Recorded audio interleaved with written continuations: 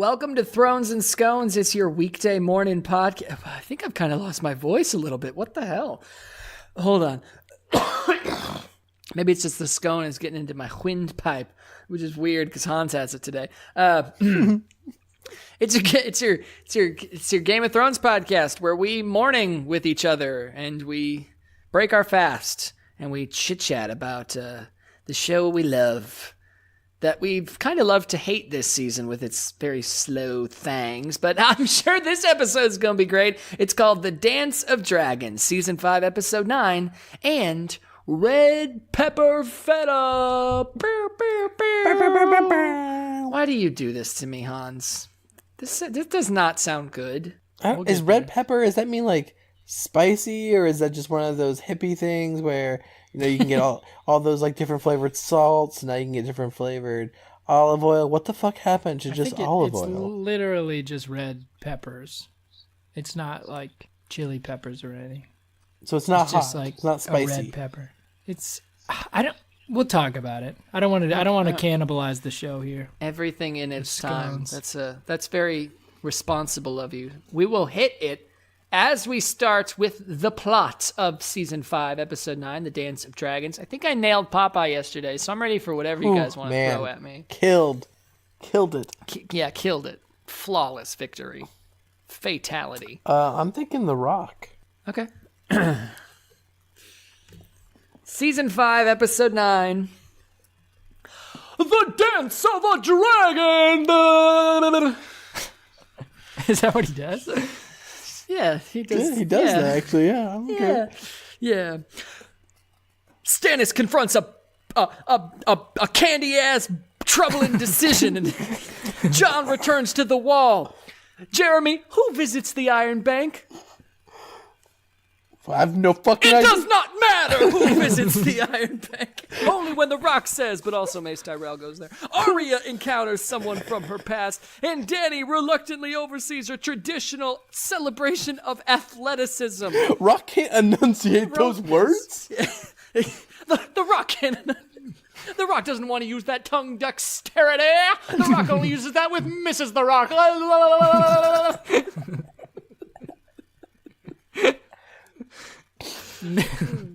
Mrs. The Rock Johnson. Mrs. The Rock. Is The Rock married? I don't think so. No idea. Or otherwise engaged with a lover? I don't know. Let me Google it. Has The Rock? Does he have kids? Do you guys think that The Rock is a virgin? Dwayne, if you're listening, nice. Well, we'd be happy to have you on the show and confirm or deny those claims.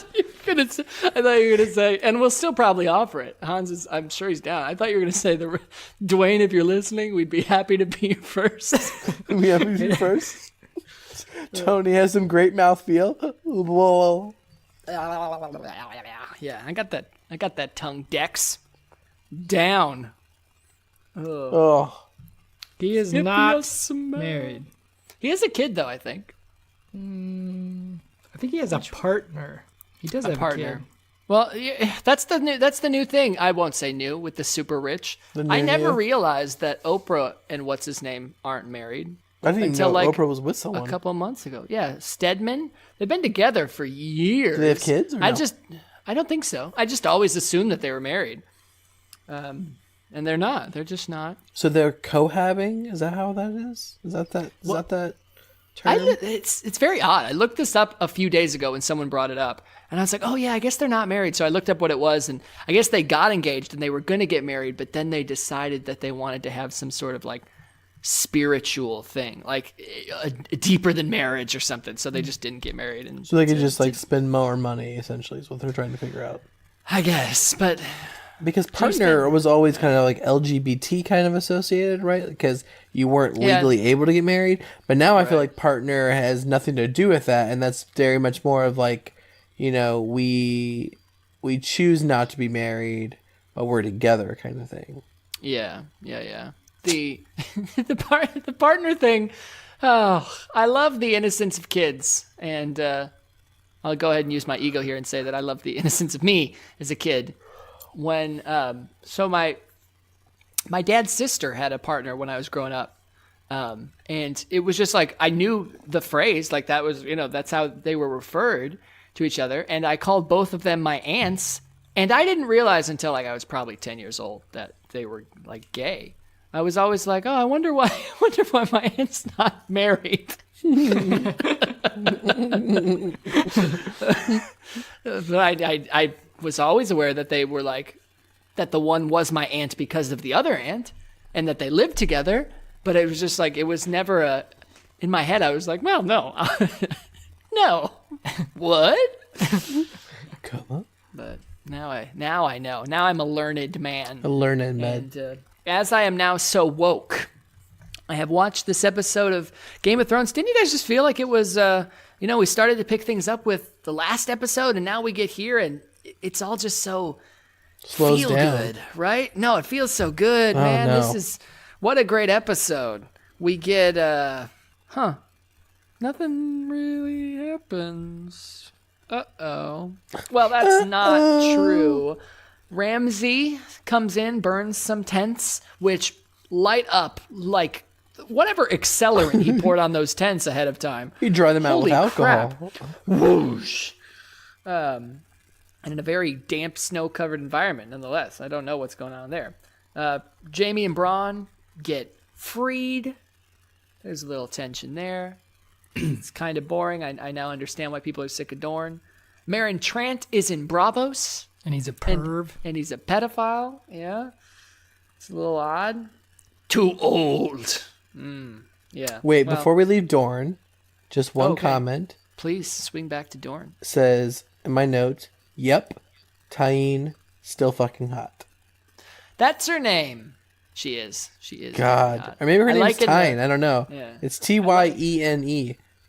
I think it would be Tyene, yeah. So, anyway, I think hot. I think it's still the fucking next hot. episode actually that she's got the quote, but I love that when she's like she's talking to Bronn and she's like, "You want the good girl, but you need the bad pussy." Yep. It's like, it's very silly. Yeah, she's great. So yeah, man, Tread Bravos, blah blah blah blah, and then no good, bad, and jugglies, and it's starting to feel like we're not gonna really get anything happening in this episode, and then we get another nice, beautifully warm moment with Shireen and Stannis, having some more father-daughter, talks where Stannis gets a little emotional with her, and she's like, "Oh my gosh, my dad, he's here and he's hurting, and I want to help," and it's so sweet, and the moment just it warms your heart, and then it whew, And it then warms then her it- heart. then it warms Ooh. your heart some more. Yeah, the whole with Davos spending time with her before being sent off. Doesn't he give her like a figurine or gives her some sort of thing? Gives her a stag. Yeah, and I just remember thinking, I was like, Davos is like the father figure for her. I felt like a lot of this, and he very much is like treats her well and respects her. Never once comes to her and acts like from the grayscale. If there's any kind of like modeling that's causing him uncomfort or whatever. Yeah. And I feel like that was awesome, but this episode fucking blows. I'm sorry. It is the worst episode because despite the good in this, there is nothing that will make you feel worse than watching Shireen's death. Yeah, just in case you guys are listening to us to catch up on the show, like you haven't actually seen the show, you're just like, oh, listen to these whack-offs, and I'll I catch up prefer the that way word for the new season. fucktards. Okay, yeah.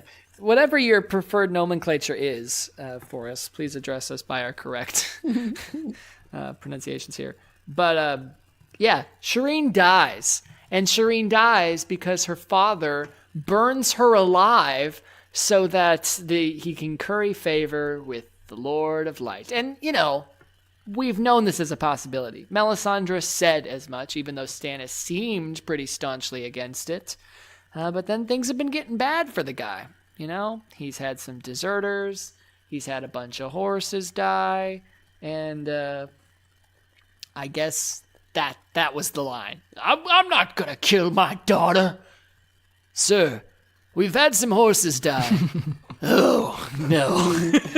Bring me my daughter. Bring me my daughter. I mean, this whole march on Winterfell for him just seems ungodly, stupidly prepared. Like, he knows winter is there. He knows he doesn't know the territory. He fucking is losing people left and right. He got the shit kicked out of him prior, obviously, back at King's Landing. And it's like, so I don't understand why. It just seems like he's just marching to his death. Yeah.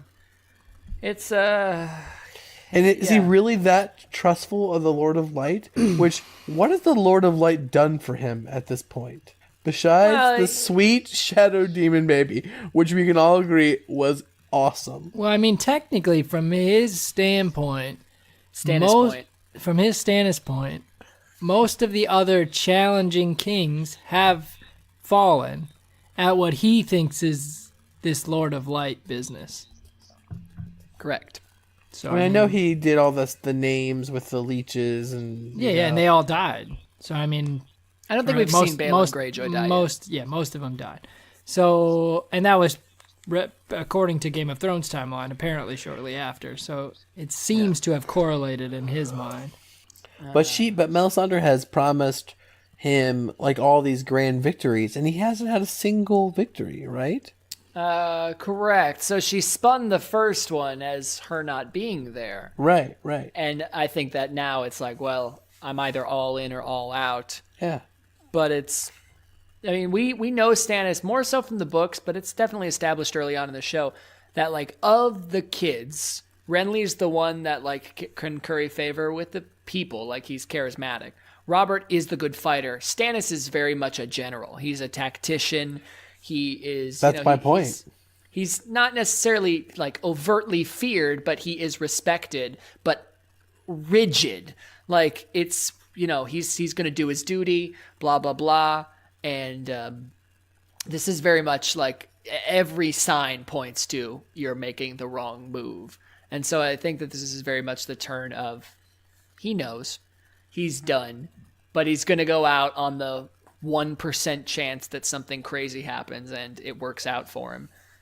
Because at this point, if he turns back, everything that he's worked for is lost. And I guess he's prepared to sacrifice everything to at least have, him go down in a fight, it seems at this point. But, right. Going back to the wall is essentially saying the one true king is not the one true king. Yeah. Right?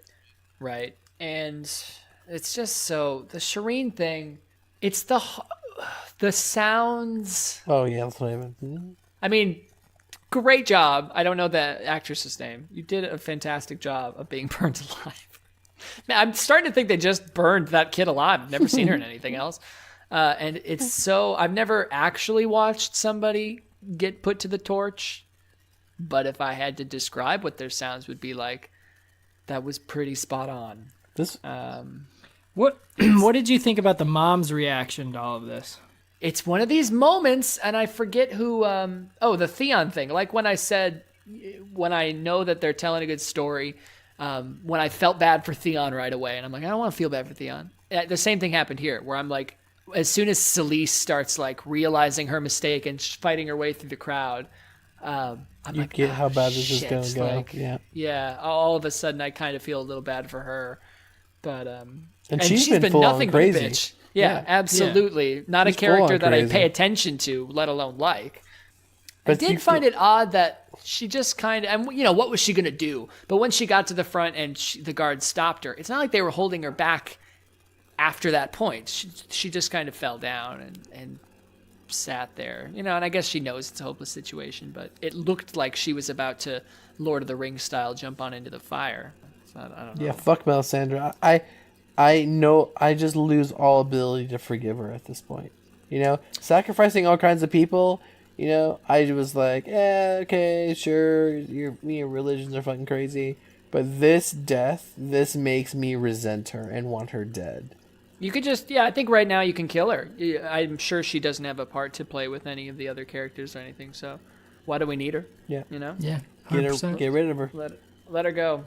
I was so much out of it after that point. Like, it really is the apex of the episode for me. And then they try to stick, and obviously they don't want to leave you with that feeling, I understand, but they try to stick really the most exciting moment of the show after this. I know. And it's like, I was not in the mood to watch it. It was weird. I agree. It's a downer, and then they do this.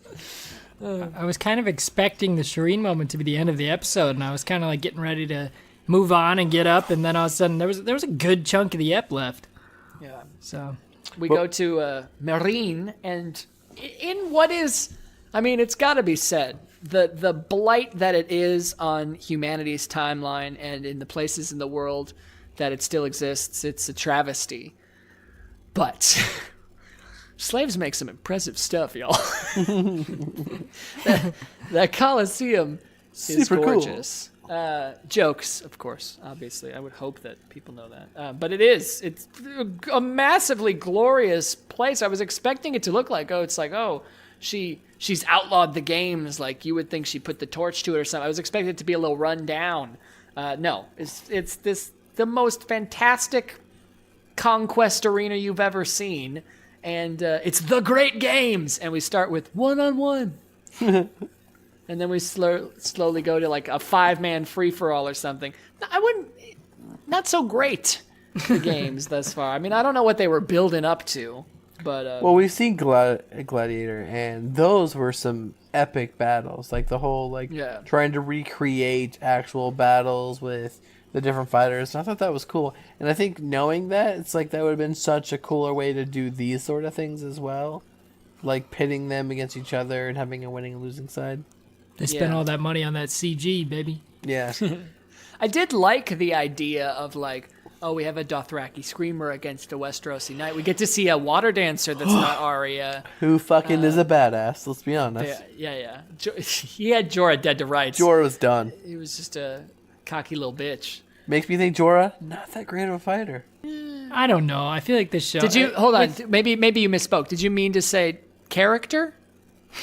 Not that great of a character? Oh, I see what you're doing. Yeah. I don't know. I still like... Sure. I don't get why you hate Jorah so much. I think he's fine.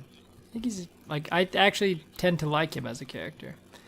But I think it's all about just how the... Like, it's just show writing and how any show is. It's like... Even, like, great movies with great fighters and stuff, they always want to flip it to where they're losing just to build suspense or something. And then all of a sudden when you're looking at them, they look like they don't know what the hell they're doing. Yeah. It happens all the time.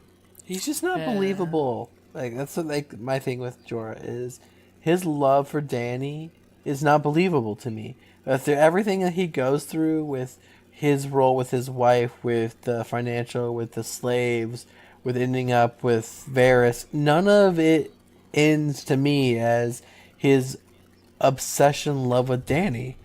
So, like, I don't know. That just annoys me. Yeah, I don't know. In my mind, I understand that they've flat out said that he is in love with Dany, but I don't know. In my mind, I don't really see that as like the only driver. I think he does believe that she should be the queen and does believe in her for other reasons. And he wants to hold his honor with her, given that he has this history of dishonor and all this stuff, and kind of personally wants to make up for the issues that he's had. That's kind of my idea about him. I don't know if that's necessarily what he's supposed to be, but... There was, I don't remember, some parody video or something I saw once was like pretty much perfectly described Jorah to me.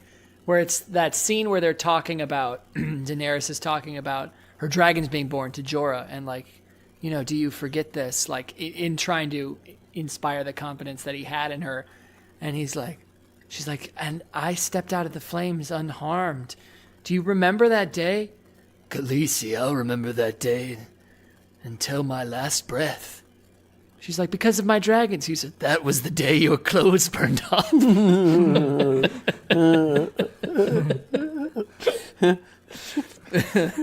But whatever Jorah may or may not be, he's a decent, except that one little blemish, he does win that round of the tournament and then saves Dany. Was the spear, right? We're thought to believe that he's going to kill her for a moment. But no, he spears a son of the Harpy, and then, my gosh, the Harpy has been a procrastinating little demon here because there are so many of them. Many sons of the Harpy. Yeah. All over the place. Attacking everybody, killing slaves, killing masters. I now don't really understand what their goal is. It's kind of nondescript. It looked like mostly masters. As I was trying to watch, I didn't see too many slaves dying. But yeah, there was definitely they were playing fast and loose with their killing there for a little while. I'm now so sold on the way, we talked about it the other day, on the theory that Hizdar Zolorak, even in the show, is a member of the organization because they spend so long. Like, there's a weirdly long shot of him going, "Your Grace, I know the way," like very dramatically, and then him getting stabbed and him going, "Oh," and like falling back. And I'm like, okay, it's fake or something.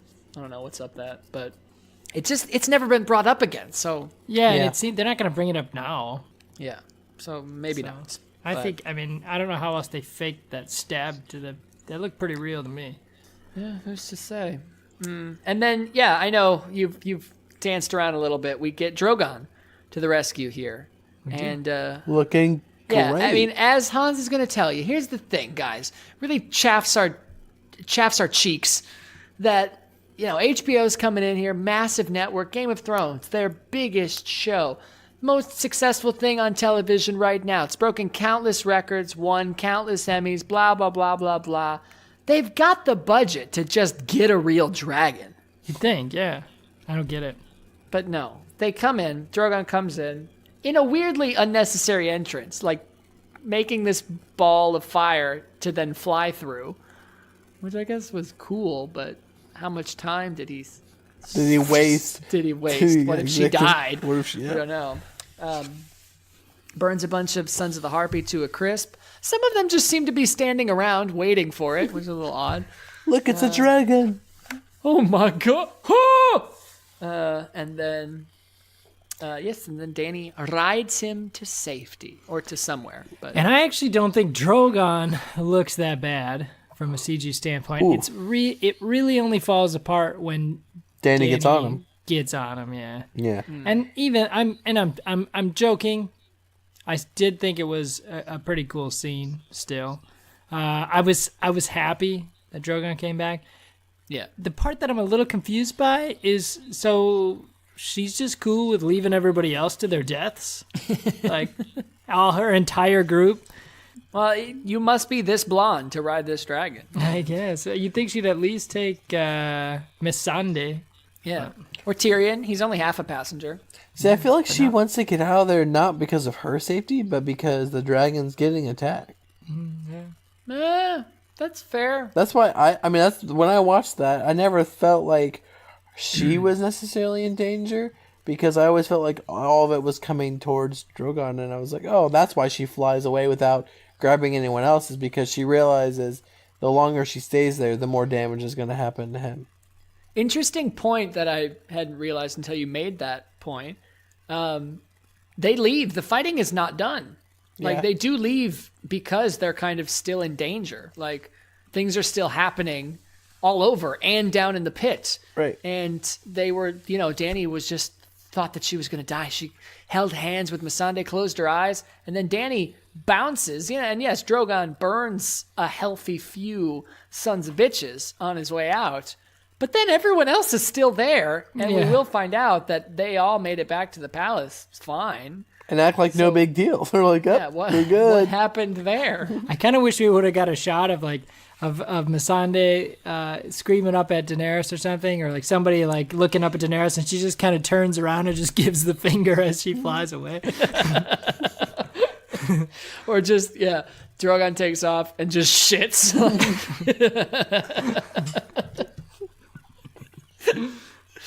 Oh, dragon shit. I wonder. The worst. But anything else from this episode? Again, some slow start, a very intense, pretty quick ending, and just one of the. I mean, it's emotional fodder. I'm not saying that it's not well done, but it's another one of those just crazy moments in the show. I know. In our review, we're going to talk about seasons and rank them. But we often talk about how episode 9 often is more that end of the season. Do you think this episode 9 meets that kind of like pinnacle? No. I think episode 8 was very intense. Right. And had more of that feel. But so did season 4. But I also think that, and we'll talk about this coming up, I think that tomorrow's episode 10, is the best season finale that we've had so far. Yep. As far as things that happen and having like a pretty jam-packed episode, it's not just it's a good one. Setting things up here and there. So maybe this season was just to break the mold. Unfortunately, they spent 7 episodes doing nothing in order to do it. And I don't think we talked about this, but just to summarize this, so Arya has been given a mission. Oh yeah, she is to kill the Thin Man, and then she sees Meryn Trant, right? She does, yes, and is like immediately does not follow through with that and lies in to Jaqen. Yeah, she does. I don't understand why she couldn't just kill that guy too. I know. That's exactly why I'm like, dude, okay, so just like she could have just done it right there. She's asking the guy's like, hey, give me it, and he's like, here, just give it to him, fuck it. Like, who cares? Yeah. And I guess the idea is that like she's out there on assignment. So maybe when she's done, she's got to go back to 9 more months of sweeping, and she won't be able to go kill Meryn Trant. I don't know what their free time looks like in the House of Black and White. Right. I don't understand the House of Black and White period. Why are so many people going there just to die? It's because they've had enough. Hans, you know what I mean? I think we've only seen 2 people that have gone there to die. The other people are like there to get people killed. That's true. And maybe by sacrificing one of your family members, that maybe gets you in a in good with them. Maybe they give you, hey man, when you need someone, we got you. Sacrifice a family member, get 10% off your next assassination. Exactly. Guaranteed. Offer valid through. We're running a special looking for ages 18 to 30. 18 to 30. If you're 18 to 30. Wait. How much are you willing to pay to have someone brutally murdered? $500? $400? How about $12?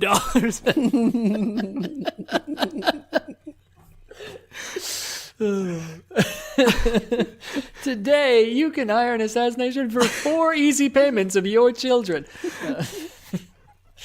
My gosh. All right. Well, that's the Thrones quite handily handled today. Let's get to the scones because I am curious. Hans, red pepper feta.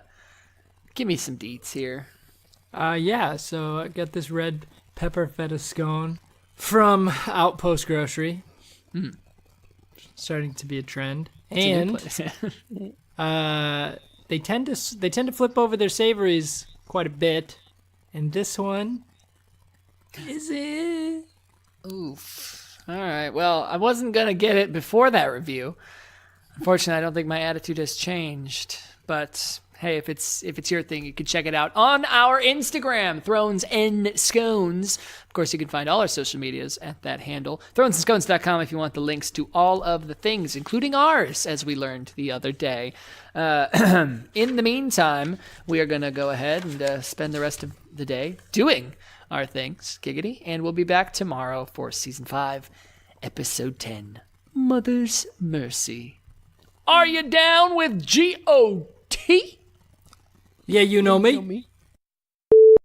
Yeah, well, you keep it 50. I'm just a little worried we talked about scones too much, or scones too much, just because Jeremy won't shut up about them. But they are delicious. What else do we have in our lives? Yeah, well, apparently, Vast Riches Hans is killing it online. eBay store. Yeah, making that bank on that eBay store. But what I was saying is I've been frustrated. Okay, I also help. So I sell my own junk. I also sell Jenna. Your own spunk. Yeah, I do sell that. No takers yet. But Jenna was just trying to sell some like shoes that she wore only a couple times, and she got them as a gift, or I'm sure them like twice, and then they're clean. They're practically brand new. Just figured we'd just throw them on eBay instead of just giving them, or instead of just throwing them away, basically. So then at this point, or just didn't know what to do with them. So I put them on eBay for $10. Okay, these are like nice. They're Jordans. Yeah. Let me tell you. So can you say it again and enunciate it a little bit more? They're Jordans. Jordans. For $10. Okay, anyone out there listening, jump on that eBay. Okay. Just search $10 Jordan. Yeah, they're the only ones. Nonetheless, I have the bid, or not the bid. It's bidding, but there's also you can put in offers. And this same lady put in an offer for like $2. And then I asked Jenna, I was like, "Are you willing to take anything less than 10?" She goes, "No. If it doesn't sell for 10, I'll just keep them and maybe I'll wear them someday." I'm like, "Okay, fine." So then I reject it. She puts in an offer for $3, and then I at this time. I'm like, "Oh, okay. Like, you know, I'll just let her know that we're not going to accept anything less than 10. You know, sorry for the inconvenience or whatever." She puts in a bid for I reject it with that message. She puts in a bid for $4, and then I'm like, you know, I repeat a message, and I'm, you know, trying to be very nice, obviously, and just say like, "Oh, you know, sorry." Basically, just, you know, want to reinforce the fact that we're not going to take anything less than 10. You know, that's kind of final. She puts in a bid or offer for $5. Now it's war, bitch. So then I just like that one. I was just pissed. I just rejected it. They only get to make a buyer can only make, I think, 4 or 5 offers total, and then they're blocked from offers. They can't just make unlimited offers. So then I think in my message I just said like capital NO period. I just said no, and then I just sent it back. And then my funniest thing is like I just love the idea that this chick is like on her computer, just like she's like, "Oh, he's really playing hardball," like thinking she's gonna get like break me over this like $3 that she's trying to save on these shoes. So she hits her offer limit on the shoes, but no one else placed an actual bid on them, and the time ran out. So then I just have it set to automatic relist. The day it relists, I get a friggin' offer for $6 from the same chick, and the bidding war has continued. She went all the way up to $10, and then she finally just placed the bid for $10. So yay! She's gonna get her Jordans. Oh my God! You should just go in now and place a bid for $11. Just to steal them from her. I thought you were going to tell me she was going to start going in like quarter increments. I'll go in and I'll place a bid for $11. For $11 on the size 6.5 children's Jordans. Here's the thing, Hans, you got to unlist those guys right away because you're messing up. You have a girlfriend who's willing to sell her stuff.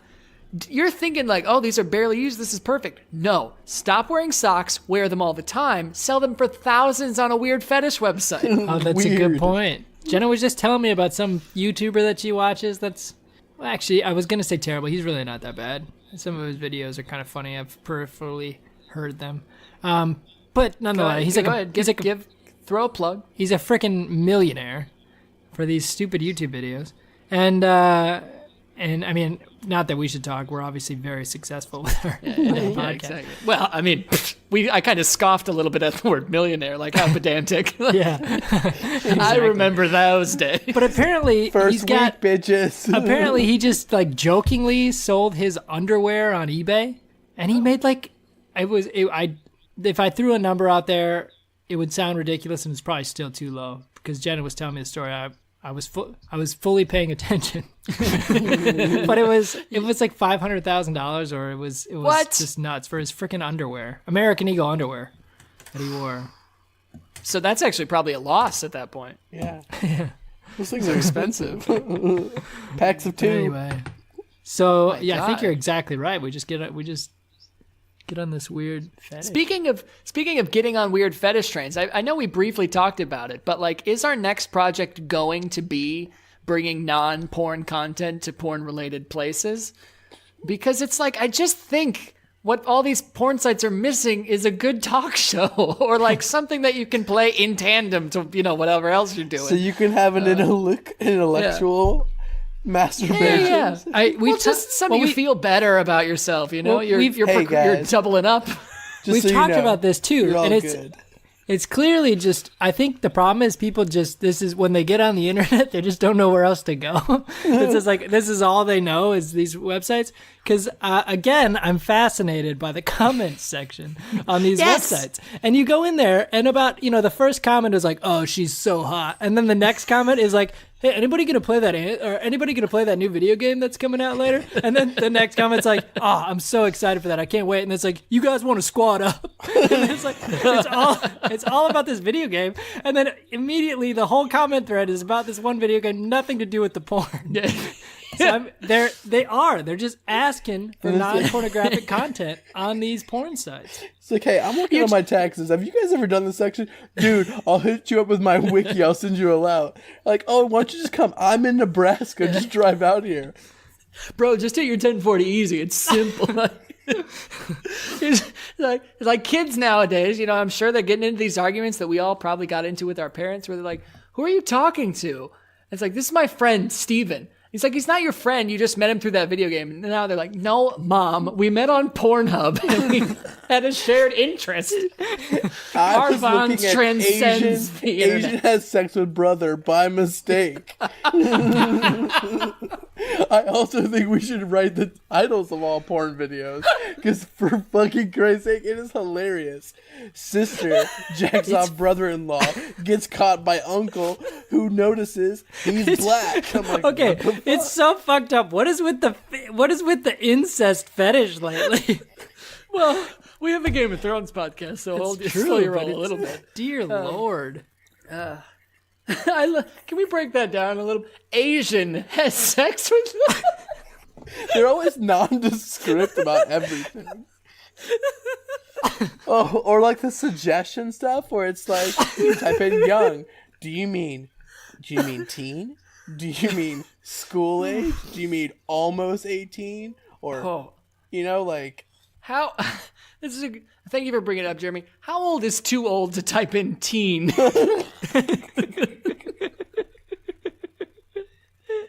Oh, God. Well, what was the whole... this was just when does it become a crime? Who was the Super Bowl winner? The guy who got caught in Florida for the Asian sweatshop. The Robert Kraft? Yeah. And then there was... I knew a sports thing! Well, there was this whole thing of, like, this whole Asian fascination. And I sent Derek the episode, or the picture of that, because it was like, American obsession with Asian women, the sex fetish. And I'm like, is this why you married Shui? It's what a missed opportunity to not use the headline fascination. Fascination? Yeah. Oh my God. I was crying there for a minute. Yeah, I know. That's funny. It was messed up. Asian has sex. I can't even remember. I like people who are going to click on it. They're like, man, a woman, it doesn't matter. If they're from the Orient, I'm in.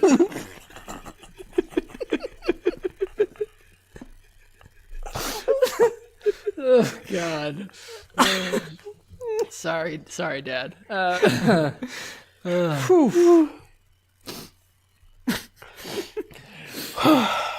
were we talking about?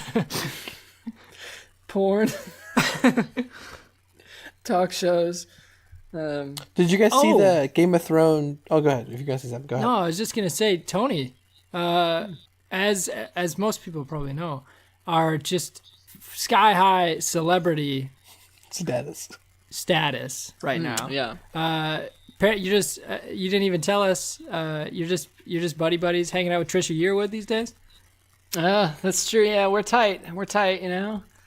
I've basically. Is this the girl? This is the girl I've been speaking to. It's Trisha Yearwood. I didn't want to make a big thing of it because I'm also very good friends with her husband. You did say you were traveling. She was traveling a lot, so that makes sense. Yeah. Always on the road. Always on the road. It does make it awkward that it's on tour with her husband. But yeah, naturally. You know what? Love, the heart wants what it wants.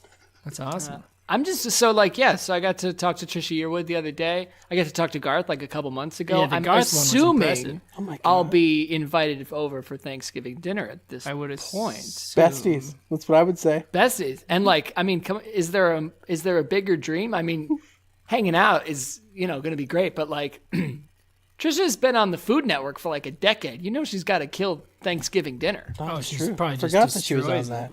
Oh.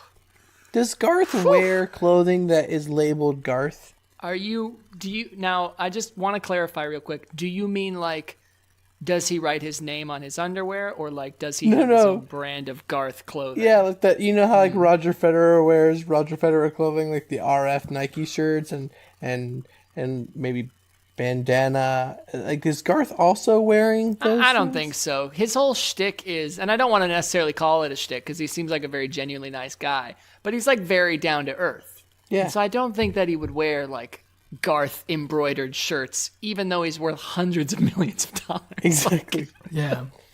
I'm not asking to be facetious. I'm just asking like, I don't know. Like, I don't know. I mean, I'm assuming it's you branding your brand, right? I mean, like you are your brand. So then being seen outside of those things, like, Jordan, I'm sure he doesn't wear anything that's not Jordan at this point. Yeah. He'll be in St. Louis in 2 days if you want to come find out. Cool. That'd be a good show, actually. If I ever get the fortunate opportunity to talk or see Garth Brooks, I'm hoping it'll just be in a random situation where I just kind of run into him. Ideally. I'm holding out for that because all I'm going to, I've planned this a long time ago. All I'm going to do when I see Garth Brooks is go, Chris Gaines?